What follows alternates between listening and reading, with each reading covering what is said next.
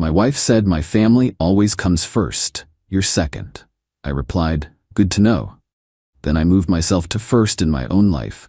Separate finances, separate plans, separate future. When her family emergency came and she expected me to pay, I, 35 male, should have seen it coming. But you know how it is when you're in it. You make excuses, think it'll get better, convince yourself you're overreacting. My wife, 33, and I have been married 5 years. Her family's always been involved, really involved. The kind of involved where her mom has a key to our place and uses it, where her brother treats our garage like his personal storage unit, where family dinners aren't optional, they're mandatory. At first I thought it was sweet. Big family, close-knit, always there for each other.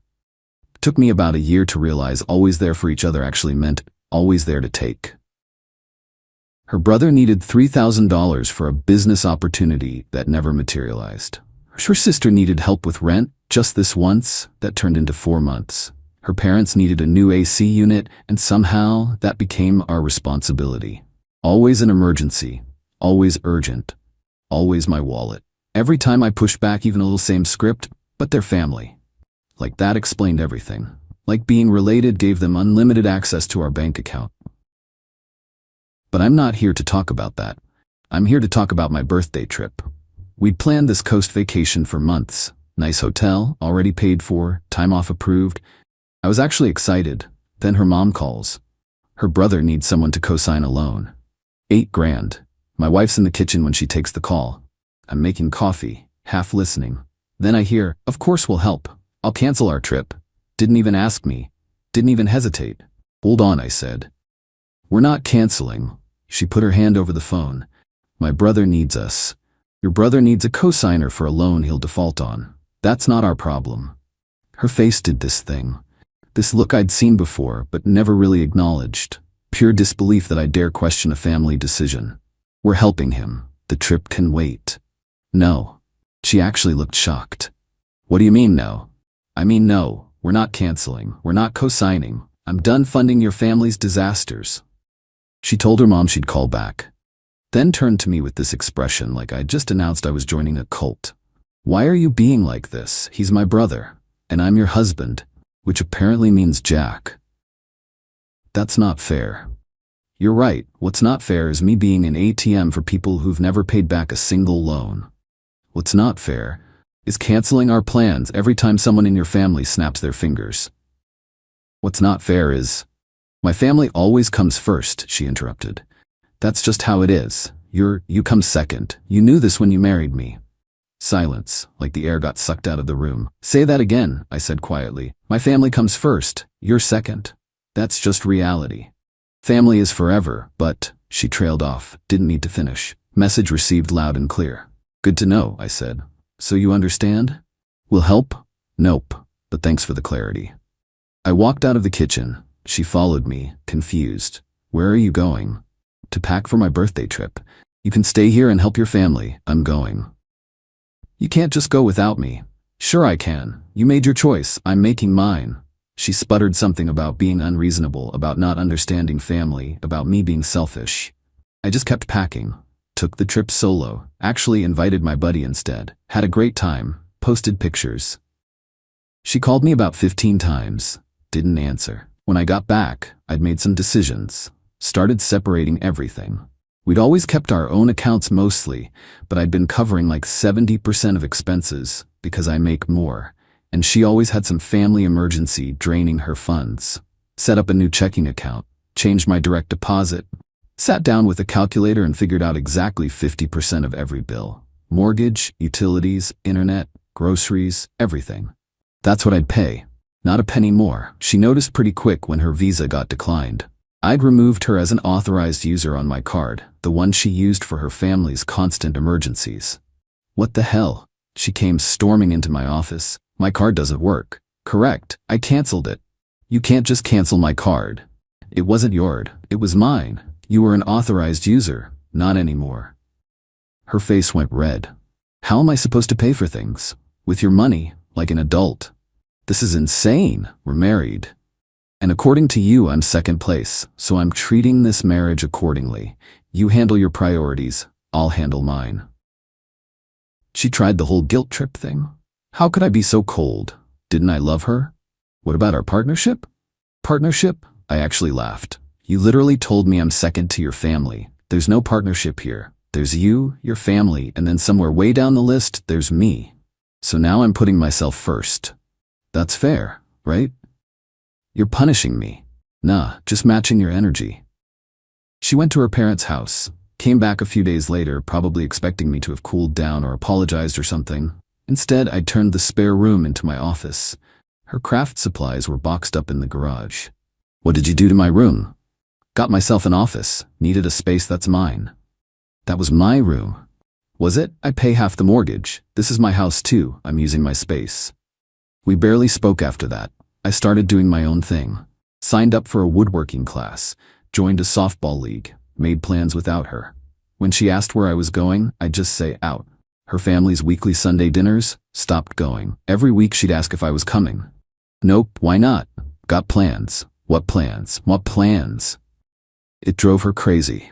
She was used to me being available, being the guy who showed up and smiled and paid for things. Now I was just not. Things stayed tense like that for a while. Then the real emergency hit. Her brother. Turns out he'd been gambling, not like casual weekend poker. Underground games, serious money. He was into some people for 35 grand. My wife came home crying with her whole family. Parents, sister, the brother who looked like he'd gotten worked over. We need your help, her dad said. No hello, no how are you, just straight to it. With what? My son owes some dangerous people money. We need $35,000 by the end of the week. I looked at them all standing in my living room. Her mom crying, her sister looking desperate, her brother avoiding eye contact. That's rough, I said. Her dad's jaw clenched. We need you to help us. Why would I do that? You could hear a pin drop. Because he's family, her mom shrieked. He's your family, not mine. Apparently I'm not actually part of this family, remember? My wife grabbed my arm. Please, they could really hurt him. Probably should have thought about that before gambling 35 grand he doesn't have. Her brother finally spoke up. Dude, these guys are serious. I'm in real danger. Then sell your truck. That's worth what, 15 grand? Sell it. I need that for work. And I need my money for my priorities. You made your choices. Deal with the consequences. Her dad stepped closer. What kind of man abandons family in a crisis?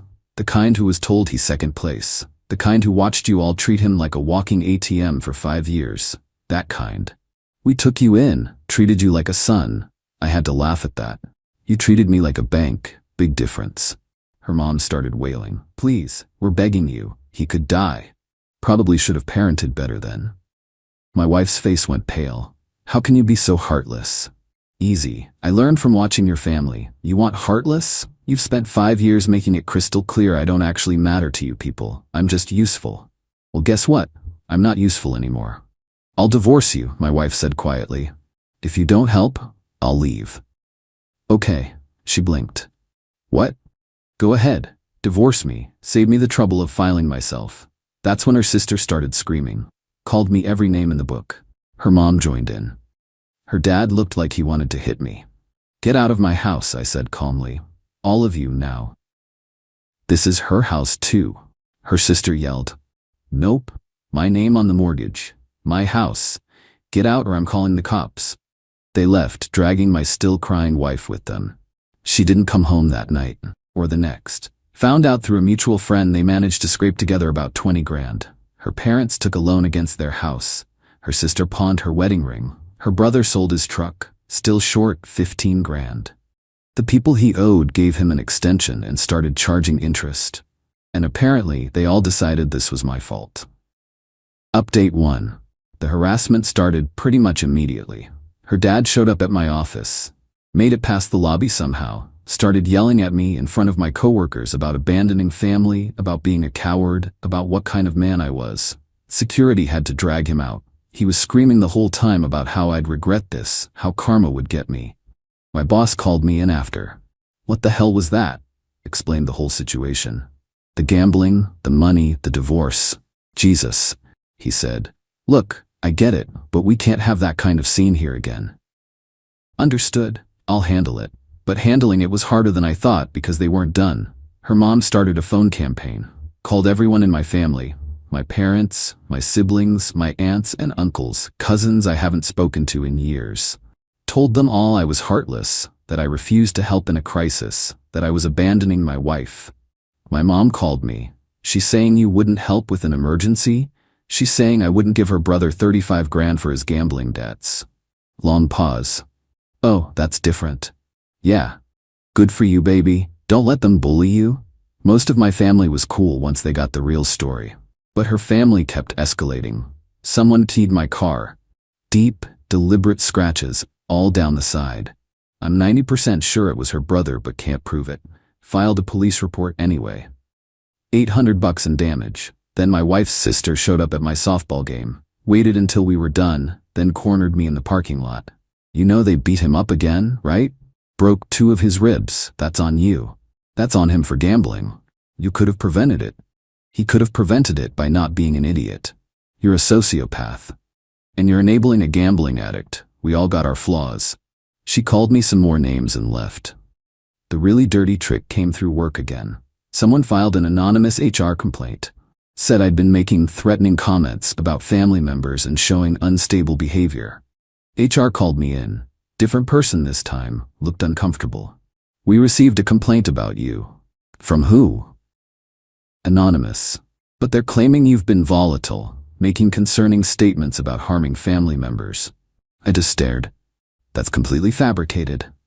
We have to investigate all complaints. Ended up having to write a statement explaining the whole divorce situation, the harassment from her family, everything. It was humiliating. This needs to stop, my boss told me after. I'm sympathetic, but if her family keeps involving the workplace, we're gonna have a problem. I'm working on it. Started documenting everything. Every call, every text, every incident. Built a file. My wife finally called me. First time we'd spoken since that night. We need to talk. About what? About us. About fixing this. There's nothing to fix. You made your choice. I made mine. We're done. Don't I at least deserve a conversation? You told me I'm second place and expected me to fund your family's crises forever. We had the only conversation that matters. I didn't mean it like that. Yeah, you did, and it's fine, but you don't get to have it both ways. Your family comes first? Great. They can support you through this divorce. She started crying. Please, can we just talk? Face to face? Against my better judgment, I agreed to meet her for coffee. Big mistake. She showed up with her mom, ambush style. Her mom started in immediately. You need to stop this foolishness and help us. I'm leaving. I stood up. My wife grabbed my hand. Please just listen. I came to talk to you, not get ambushed by your mom. She's here because you won't listen to reason. Reason? You want to talk about reason? Your brother gambled away 35 grand. Your family took out loans they can't pay back to cover his mess, and somehow I'm the unreasonable one for not joining that disaster? Her mom's face went red. He made a mistake. He made a series of choices. Bad ones, not my problem. We raised you, she screeched. Fed you at our table, welcomed you into our family. You used me. There's a difference. I left them sitting there. Blocked both their numbers. The divorce papers came a week later. Along with some absolutely insane demands. She wanted half the house. Fine, standard. Half my retirement. Sure, that's how it works. But then she wanted me to pay her legal fees because the divorce was caused by my financial abandonment. And she wanted compensation for emotional distress to the tune of 10 grand. My lawyer actually laughed when she read it. They can't be serious. They're serious. We'll counter. This is ridiculous. The back and forth started. Her lawyer playing hardball, my lawyer shutting it down with facts. Meanwhile, her family situation was apparently getting worse. Found out her parents might actually lose their house. The loan they took had some kind of balloon payment they can't cover. Her brother disappeared. Just vanished. Word is he left the state because the people he owed weren't playing around anymore. And her sister's marriage was falling apart because she pawned her wedding ring and her husband was pissed. All of it landing squarely in my wife's lap. She tried texting me from her sister's phone since I'd blocked her. Are you happy now? My parents are losing everything. My brother's gone. My sister's getting divorced. All because you wouldn't help. I screenshot it and sent it to my lawyer. Didn't respond to her. What was there to say? Update 2: Court day arrived. She showed up with an entourage.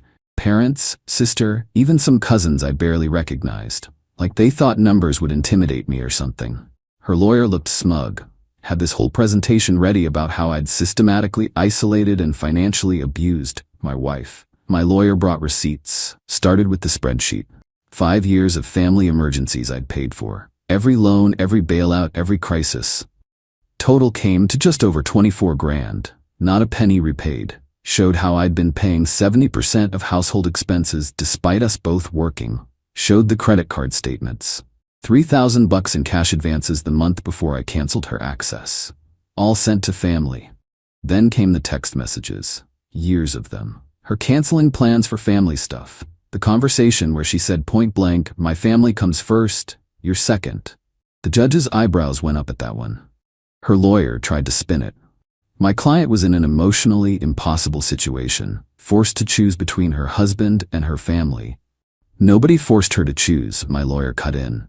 She made that choice herself, explicitly, and my client accepted it and acted accordingly. Her mom couldn't help herself, started sobbing loudly in the back. "He abandoned us when we needed him most." The judge looked up. "Ma'am, you're not a party to this divorce. Be quiet or leave." That shut her up, temporarily. Her lawyer tried a different angle, argued I should pay her legal fees because I caused the divorce by withdrawing financial support. She filed for divorce, my lawyer pointed out. Not him. She initiated this. Only because he made the marriage untenable. By setting reasonable financial boundaries after being told he was second priority. The judge looked tired. "Counsel, unless you have evidence of actual abuse or illegal activity, the court isn't interested in marital drama. Do you have such evidence?" Her lawyer floundered. "Well, the sudden withdrawal of financial support. He stopped paying for her family's emergencies with his personal income. That's not abuse, that's a boundary." Next argument. "They tried to push for alimony, claimed she'd been economically dependent on me." Judge looked at her income, looked at the evidence of where my money had actually been going, her family, not her, and shut it down. The court finds both parties are employed and capable of supporting themselves. No alimony. The final settlement: house gets sold, split 50-50. Retirement accounts divided per state guidelines. We each pay our own legal fees.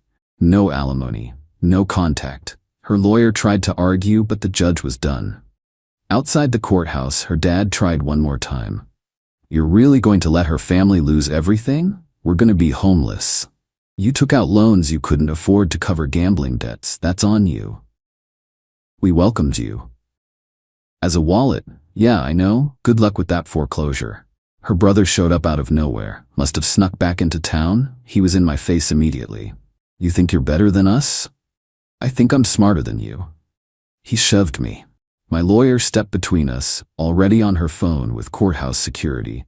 Touch my client again and we're filing charges. Security showed up fast. Escorted him away while he yelled about what he'd do to me, how I'd pay, all the usual empty threats. My wife just stood there crying while her mom hugged her. Her sister was on the phone, probably trying to find a place to stay since their parents were about to lose their house. Drove away while her dad yelled at me about karma. The house sold within a month. Got asking price. Market's good right now.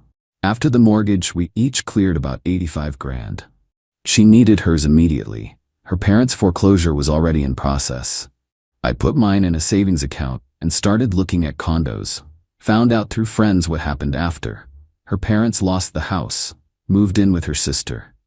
Her sister's marriage didn't survive the stress. Husband filed for divorce. Her brother's apparently in another state, still dodging his debts. My ex is working 2 jobs trying to stay afloat. Her settlement money disappeared trying to help her parents.